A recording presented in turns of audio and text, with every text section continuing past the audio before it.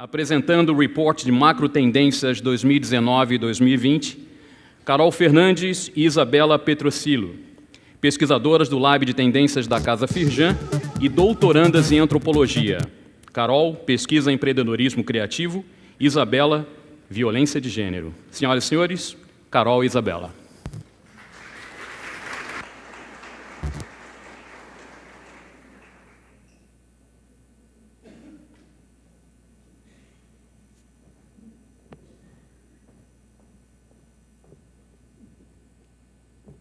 Olá.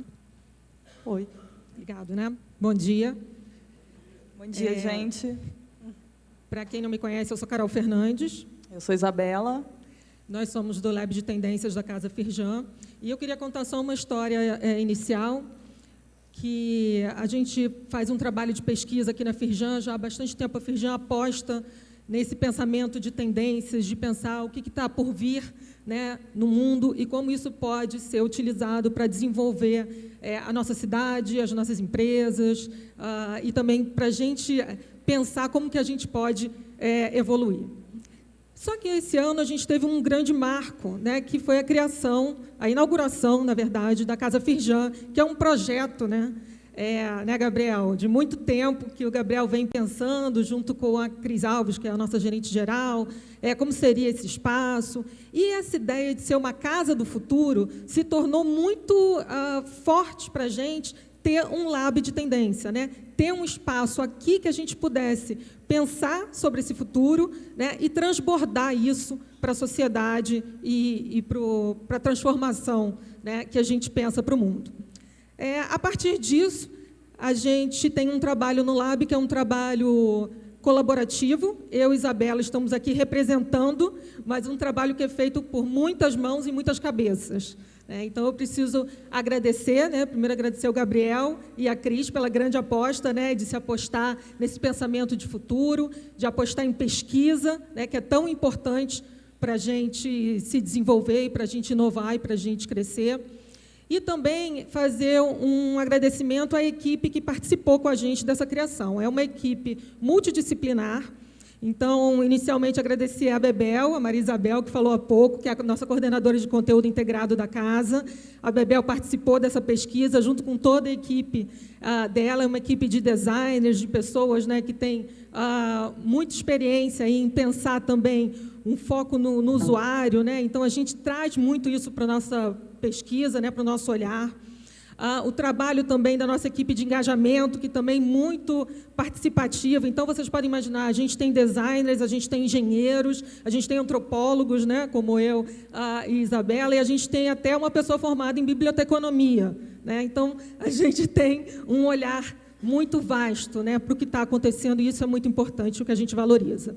E também agradecer à equipe da Firjan, porque a gente tem grandes parceiros no desenvolvimento dessa pesquisa, principalmente os especialistas setoriais. Estou vendo aqui a Natália, da área de moda, a Paty, da parte de metal. A gente tem especialistas de plástico, móveis, também contribuíram com a gente, e também a gerência de sustentabilidade, que pela primeira vez veio fazer um trabalho em conjunto, né, com o Lab de Tendência. E a gente quer lembrar também que isso é só o começo, né, do nosso contato mais próximo com vocês, que o ano que vem a gente promete trazer muitas novidades, né, Gabriel? A gente tem aí muitas propostas interessantes para a gente estar junto. Então, para iniciar aqui, né, esse é um relatório que foi feito, como eu falei, por toda essa galera, né, toda essa turma, pensando cenários de futuro. Quando a gente começou a sentar para pensar esses cenários, a gente começou a ver que tinha um tema que era transversal a todos, né? E a gente vai explicar um pouquinho mais disso para frente. Mas foi importante a gente olhar que, dessa vez, a gente tinha a tecnologia como um tema muito atuante. Ela sempre está presente. Mas, se a gente olhar, por exemplo, a gente teve um relatório ano passado, onde a gente tinha um tema que era muito tecnologia, a gente tinha um tema que a gente pensava negócios e um tema que a gente pensava comportamento. Era um tema extremamente conceitual, onde a gente falava de várias coisas que a gente viu acontecer esse ano, né? Sobre uma questão de polarização, uma questão comportamental, uma questão de uma série de temas que chamaram e foram presentes na nossa vida esse ano. Mas nesse tema dessa pesquisa, a gente viu que a tecnologia era muito forte. Então, a gente resolveu pensar que futuros eram esses, né? Que futuros eram esses dessas tecnologias atrelados às pessoas, aos usos, né? Porque a gente não pode pensar a tecnologia sem pensar também como essa tecnologia vai ser utilizada. Porque, muitas vezes, ela é pensada para ser usada de uma forma, mas as pessoas transformam essa tecnologia, né? Elas começam a usar a tecnologia e elas vão colocando ali um pouquinho do interesse, das necessidades, né? E essa tecnologia vai se transformando. Então, a gente trouxe esses 3 olhares diversos que a gente vai explicar. Aqui a gente trouxe uma fala do Jim Dator, que é um futurista, que ele fala bem o que a gente está querendo trazer hoje, que não há um único futuro a ser previsto, há muitas alternativas de futuros para serem antecipadas e pré-experienciadas em algum nível. Então, a gente aqui está fazendo não uma previsão, vai acontecer isso. A gente está dando cenários que podem se desdobrar a partir do que a gente tem hoje, né? Alternativas de futuro. Então, a gente, quando pensa futuro, a gente não pode pensar num futuro linear. A gente tem futuros, como o Bebel já bem falou no início. E nós temos não só futuros do presente, mas futuros do pretérito também, porque não está todo mundo no mesmo patamar de futuro. Então, a gente tem a galera que não chegou no presente ainda, e o futuro delas é o que a gente tem hoje. A gente tem quem está no futuro do presente e está desenhando o que vai ser pela frente, e tem os futuros especulativos, que são aqueles futuros disruptivos da ficção, aqueles futuros que a gente imagina, nossa, isso nunca vai acontecer, e quando vê, está acontecendo. Então, a gente vai trabalhar todos esses hoje aqui durante o evento, a gente vai ver todas as possibilidades de futuro.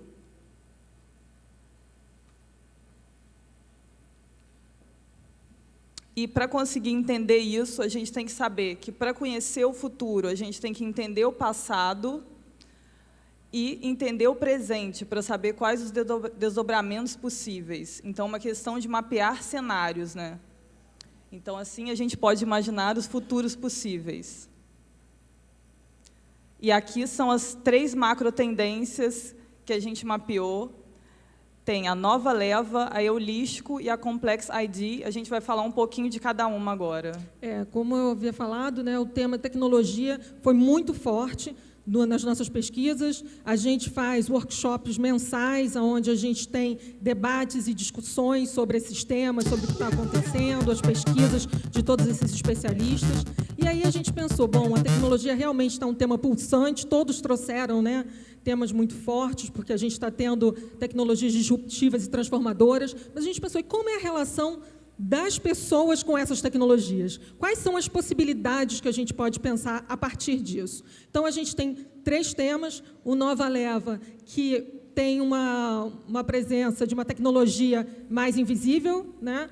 O Eulístico, que a gente fala mais que é uma relação do homem-máquina, uma nova relação do homem-máquina, e o homem tentando valorizar o seu lado humano, né, e fazer com que a máquina seja algo colaborativo, e o Complexid, que é a completa fusão do homem-máquina. Mas a gente vai falar mais sobre isso. Como eu falei, a Nova Leva. Nova Leva, por que esse nome? Se a gente parar para pensar, os smartphones, né, foram criados há 11 anos atrás, mas parece que a gente não vive sem eles, né? Se a gente parar para pensar quando foi que eu comecei a usar um smartphone, né? A gente não consegue mais ficar sem esses aparelhinhos, né? A gente esquece, perde, a gente fica enlouquecido. Acaba a bateria, a gente fala, acabou a minha bateria, né, Isabela? Então, já é parte da gente. E aí você começa a pensar, essas pessoas que nasceram nesse mundo do smartphone, elas não conhecem um mundo diferente, né? O meu sobrinho, por exemplo, pergunta para mim, o que você fazia quando era criança se não tinha tablet e smartphone? Eu falava, bem, eu acho que eu via televisão e brincava, né? A minha mãe provavelmente fazia outras coisas. Eu fui numa palestra que eu achei muito interessante, a menininha perguntou para o pai, né? Pai, o que foi criado primeiro, o vaso sanitário ou o tablet? Olha só. completamente, né? A gente fala assim, como, né? Mas para essa criança, ela já nasceu com aquilo existindo, né? É muito natural. Então, é isso que o Nova Leva fala. São pessoas que já vivem, né, nesse espaço onde a gente não compreende mais o mundo sem essa tecnologia nos servindo. Mas, para o Nova Leva, ela é tão natural, né, que é como essa menina que não sabe o que foi criado primeiro, o vaso sanitário ou o tablet. Ela está ali, ela é imperceptível, já faz parte da vida dela. É uma tecnologia que não chama a atenção dessa pessoa. É uma tecnologia feita para estar ali e fazer tudo funcionar. A tecnologia preditiva é a que chama essa nova leva. O que é a tecnologia preditiva? É exatamente essa tecnologia que é feita a partir de uma análise dos dados, dos nossos movimentos, das nossas emoções. E aí a gente vai ter ambientes, né, que vão funcionar sem a gente precisar estalar os dedos ou acionar um botão. Né? Eles vão compreender. Existe um conceito chamado de Calm Technology, não é um conceito novo, foi um conceito que apareceu em 1995, mas mais ou menos em 2012, uma antropóloga trouxe esse tema de volta, exatamente para falar sobre essa tecnologia. Né? É essa tecnologia que ela é silenciosa. Você está ali, ela está lendo o seu rosto, ela está vendo os seus movimentos e ela já vai tomando decisões a partir disso. Um exemplo, a gente tem uma empresa aqui no Brasil chamada Vitacom, não sei se vocês conhecem, que é uma construtora, e é uma construtora que cria espaços totalmente pensados, né, no usuário. Então, são espaços menores, e eles criaram, em parceria com a IBM, a Intel e a Associação Brasileira da Internet das Coisas, um espaço que é totalmente feito com essa tecnologia preditiva. Você entra e esse espaço funciona. Né? Hoje, ainda você tem que acionar, mas o que eles pretendem é que esse apartamento você não precisa nem se preocupar, por exemplo, em fazer compras, porque vai ler a sua geladeira e ver que, por exemplo, você sempre compra iogurte e aquele iogurte acabou. Então, ele vai se conectar com o supermercado e você vai receber aquele iogurte em casa, sem precisar sair. Né? Então, não está tão longe, gente, já está acontecendo. Ela só vai cada vez mais ficar invisível. Né? Então, a gente já tem algumas pessoas que estão acostumadas a essa invisibilidade, a essa tecnologia, né, preditiva, mas a gente vai ver isso crescer cada vez mais a partir do consumo, né, e do uso dos dados das nossas rotinas e das nossas vidas.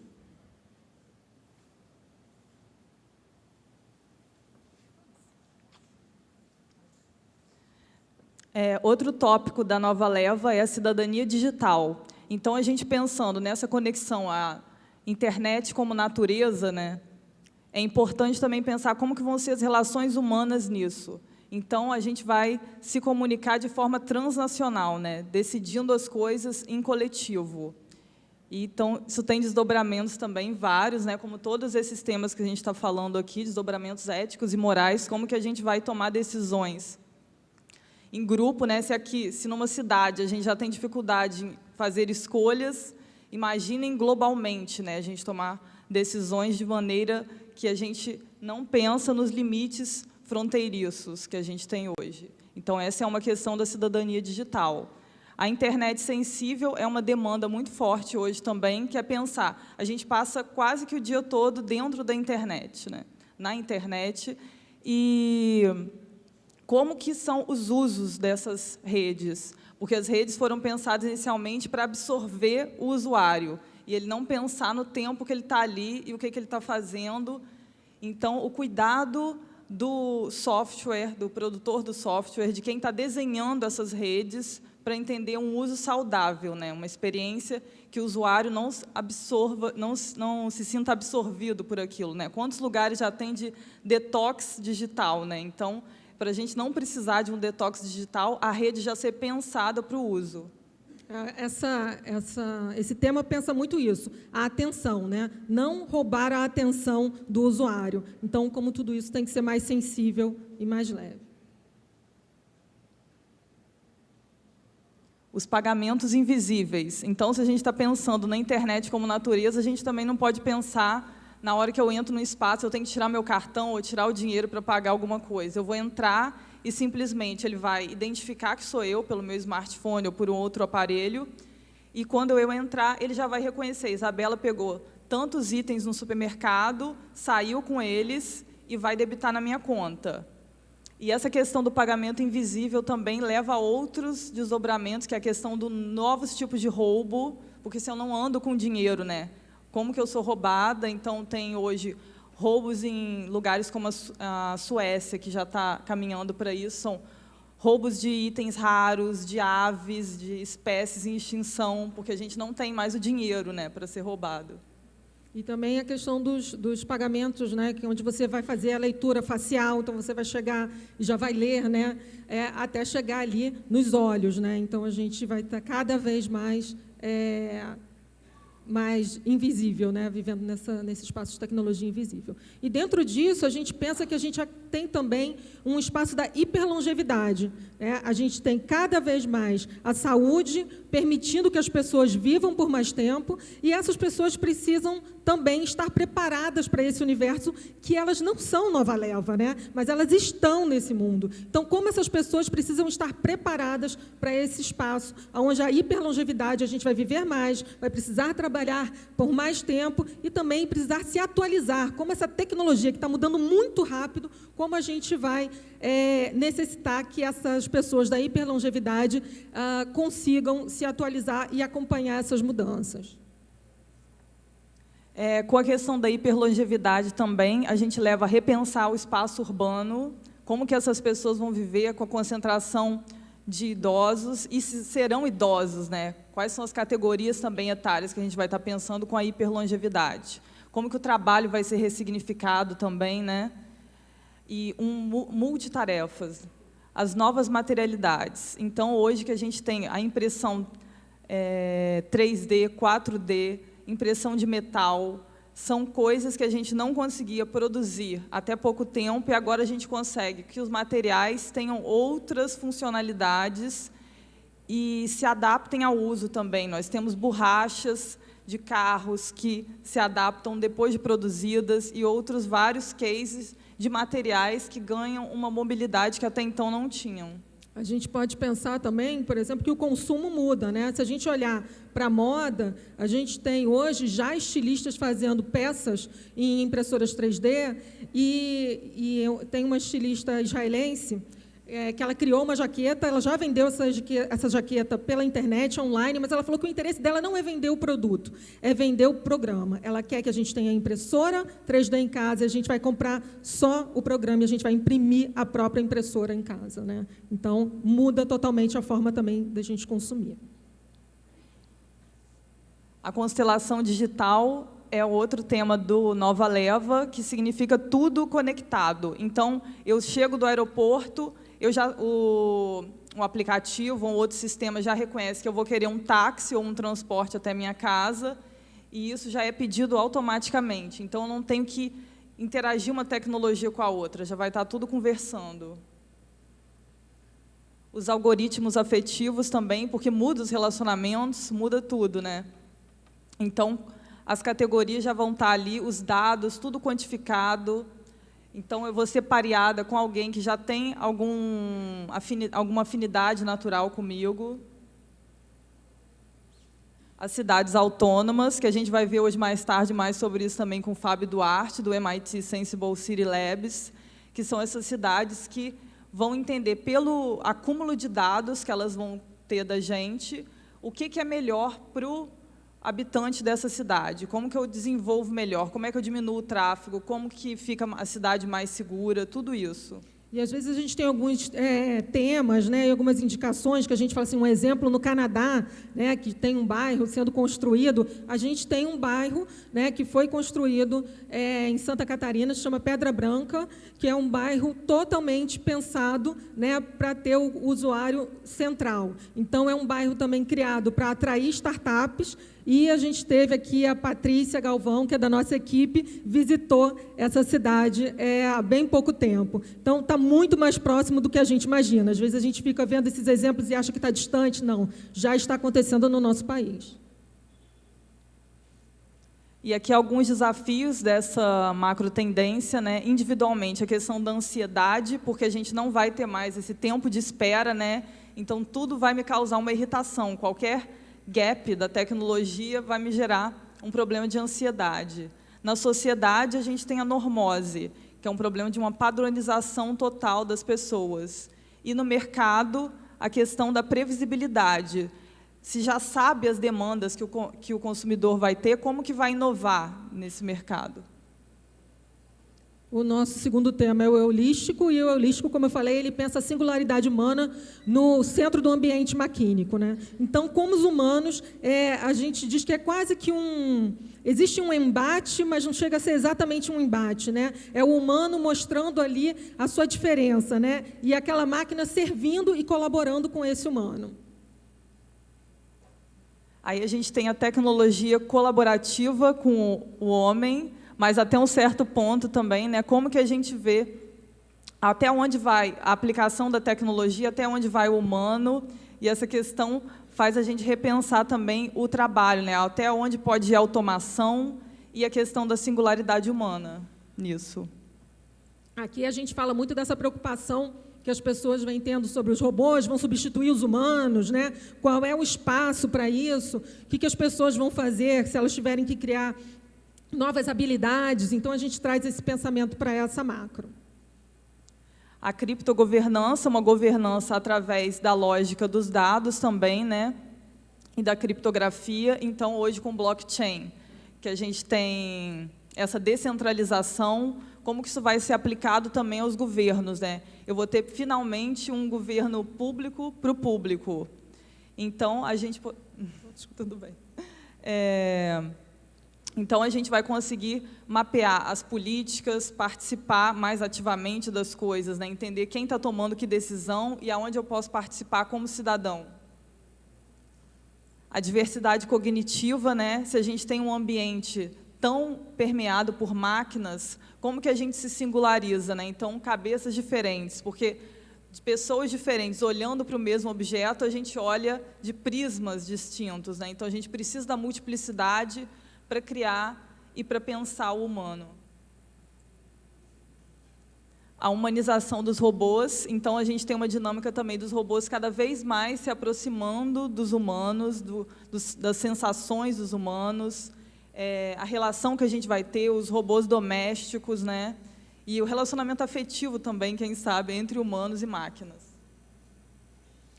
A questão da gente pensar a singularidade humana, né? Então, se as máquinas vão começar a adotar algumas das nossas habilidades, né, e até mesmo se aproximar dos sentimentos, como nós, como humanos, vamos nos diferenciar, né? Então, aqui a gente começa a discutir isso. E outra questão, né? Então, por onde nós nos diferenciamos? Será pela criatividade, né? Será pela a nossa capacidade de gerar ideias? E aí a gente já teve essa discussão, né, Caro? A gente ficou um tempão conversando sobre isso e a gente já viu aí várias inteligências artificiais fazendo arte, né? Você já tem até obras de arte em museus e galerias de inteligência artificial. Então, a gente começa a questionar, né, por onde o homem vai se destacar dessa máquina que está correndo atrás de se equiparar a ele.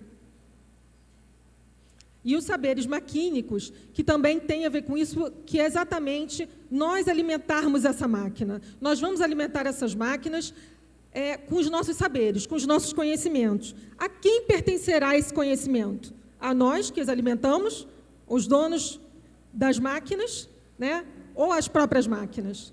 E aí a gente pensa que isso transforma também a remuneração, a forma de trabalho. Se eu pensar, por exemplo, tem um caso de um lutador de artes marciais que foi chamado para fazer os movimentos do filme Matrix. Vocês já devem ter visto essa história, né? E ele não aceitou, porque ele falou assim, não, os meus movimentos eu passei anos desenvolvendo, eu passei anos estudando, eu não quero que isso pertença a uma empresa que não, né, que só foi lá e copiou os meus movimentos. Então, como que a gente vai fazer? Se eu alimento uma máquina, eu terei propriedade intelectual sobre esse saber maquínico? Eu vou ser remunerado apenas uma vez quando eu alimentei, ou vai ser constantemente cada vez que aquilo for usado, né? Então, são essas questões que vêm à tona. E a gente tem também a proatividade ideológica nisso. Se está tudo tão mecanizado, o indivíduo ganha cada vez mais destaque. Então, as empresas, as marcas precisam dizer, estou me pautando em que ética, em que política, e dizer cada vez mais quem eu sou. Então, eu vou me conectar a marcas que tenham a ver comigo, a empresas que tenham a ver comigo, né? E a gente vai demandar que as empresas digam: estou a favor de qual política, estou a favor de qual ideologia. As métricas de relacionamento também, né? Cada vez o ambiente mais monitorado, mais mapeado. Então, eu vou querer saber, assim, vai estar na rede: Isabela, no último relacionamento, terminou por quê? O que aconteceu? Tudo mapeado, e as pessoas vão poder ver um histórico meu ali, né? E dos outros. Que perigo, hein? Isabela, olha lá. A saúde hackeada. Então, a gente pensar num sistema médico cada vez mais voltado ao usuário, as demandas práticas de cada um, né? As próteses e as novidades tecnológicas que vão facilitar a nossa vida. 3 desafios aí dessa macro holístico: individual, as multitarefas. Então, num ambiente mecanizado, como que a gente vai se diferenciar fazendo várias coisas ao mesmo tempo, né? No social, a questão do desemprego, no momento em que essa mecanização vai fazer essa conversão, tudo automatizado, até a gente readaptar o cenário, né, de trabalho, vai ter um gap aí, né, de desemprego. E na questão mercadológica, a ressignificação do trabalho também. Se eu tenho tudo automatizado, qual vai ser o papel do humano nisso? E o nosso terceiro e último tema é o Complex ID, que é exatamente a simbiose de pensamento entre humanos e máquinas, né? É o humano e a máquina se fundindo em um só. A tecnologia pervasiva, então a tecnologia invadindo o corpo do homem. Então, qual que é o limite entre o homem e a tecnologia? Vai ter esse limite? A gente vai pensar em tecnologia como algo externo ao homem, ou a tecnologia e a gente vai ser a mesma coisa? A gente hoje tem um ciborgue aí, né? Acho que a gente já vai poder conhecer um pouco dessa experiência, que provavelmente a gente também vai ter uma oportunidade aí, quem sabe, de nos tornarmos também ciborgues, em breve, né? A oligarquia dos dados. Então, com os dados tomando cada vez mais importância, e as empresas, né, que têm esse conhecimento, a inteligência de transformar o dado em informação, ganhando cada vez mais poder. Então, a gente vai ter uma oligarquia dos dados. Quem conhece, quem domina essa informação, domina também a política, a sociedade. Uma mente ampliada. Então, a mente do homem conectada à máquina. Quais vão ser as potencialidades disso? O zero hedônico, que é um conceito, o hedonismo, que é o do prazer, e a gente ter zero prazer, não, mas zero sofrimento. A possibilidade da gente controlar o último limite do que está fora da possibilidade de controle humano, que são as nossas emoções. E se a gente conseguisse controlar isso? Então, é uma das possibilidades aí do avanço tecnológico, é a gente ter o domínio sobre a dor, sobre as emoções do nosso corpo. E o que é interessante é que o zero hedônico ele faz um contraponto com a singularidade humana que a gente viu do holístico, né? Que é exatamente o oposto. Na singularidade humana, eu quero tanto me distinguir dessa máquina que até os meus erros passam a ser o diferencial, né? Passam a se tornar um ponto forte. E aqui não, eu quero controlar, né, todo esse sofrimento, eu quero ter controle sobre aquilo que eu geralmente não tenho controle. O biohacking, que é continuando. Então, enquanto a máquina quer se tornar um humano, o humano se maquinariza, né? Então, a gente hackeando a nossa biologia interna e colocando aparatos tecnológicos para evitar coisas, potencializar os nossos sentidos também. Miragem programada. A gente tem hoje, todo mundo conhece os fakes, né? Que nesse panorama político foram muito famosos. Agora a gente tem os deepfakes, que são os fakes profundos, que a partir do machine learning a gente consegue captar imagens das pessoas e conseguir produzir vídeos que parece que é a Isabela falando com a minha voz, com os meus movimentos, mas não sou eu. Então, a gente tem hoje essas miragens tecnológicas, né? Uma programação feita para não perceber que é falso. O limite, né, do falso e o verdadeiro vai ser muito difícil de se distinguir. E aí, nesse ambiente, com as crises ambientais, com tudo que está acontecendo, como é que a gente vai conseguir lidar com isso, né, na natureza, e a gente vai ter que robotizar os animais e outras coisas que a gente considerava assim, um dado, né, a água e tudo. Como que a gente vai lidar com isso, né? De que forma a gente vai buscar, né, essa conexão? E também não deixa de ser uma forma de controle. E os relacionamentos aqui, como é que vão ser? O pareamento biológico, né, o mais interno da gente, conectado à microbiota da Isabela com a microbiota de outra pessoa. Qual dá mais match? É interessante porque a gente começa a ver uma diferença nos relacionamentos, né? Se antes a gente estava dando um espaço para o acaso, né, nos algoritmos afetivos, na métrica e também no pareamento biológico, né, o acaso ele fica de lado, né? É quase como se a gente buscasse o que mais combina comigo, né? O mais próximo de dar certo, né? O ideal do par perfeito, exatamente. Né? E aqui o bias tecnológico, para a gente terminar. Então, essa tecnologia ela é construída por humanos.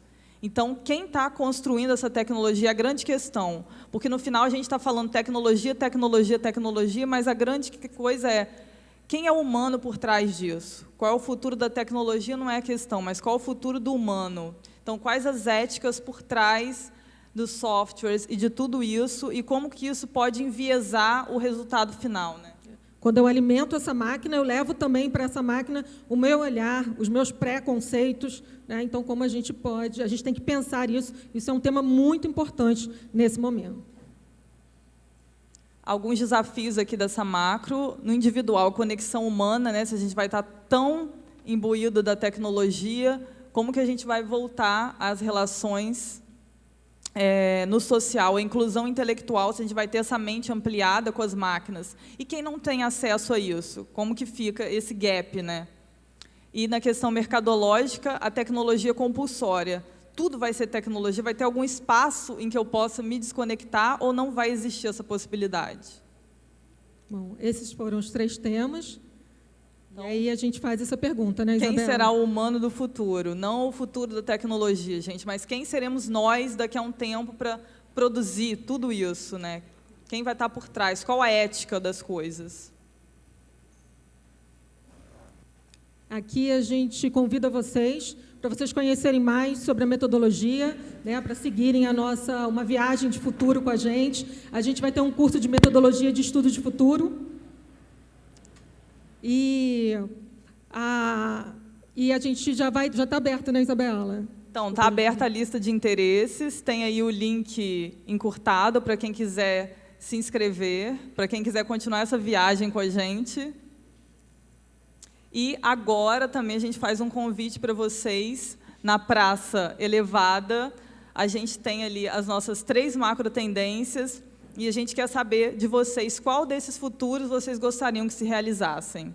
Então, é o Complex ID, é o Eulístico, é o Nova Leva. Vão lá, peguem um pin branco, coloquem na macro que vocês mais se interessaram.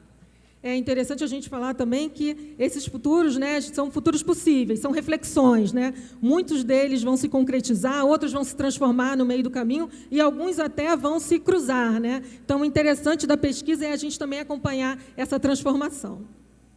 É isso, gente. Aproveitem o nosso evento, o dia está maravilhoso. Obrigada a todos. Muito obrigada.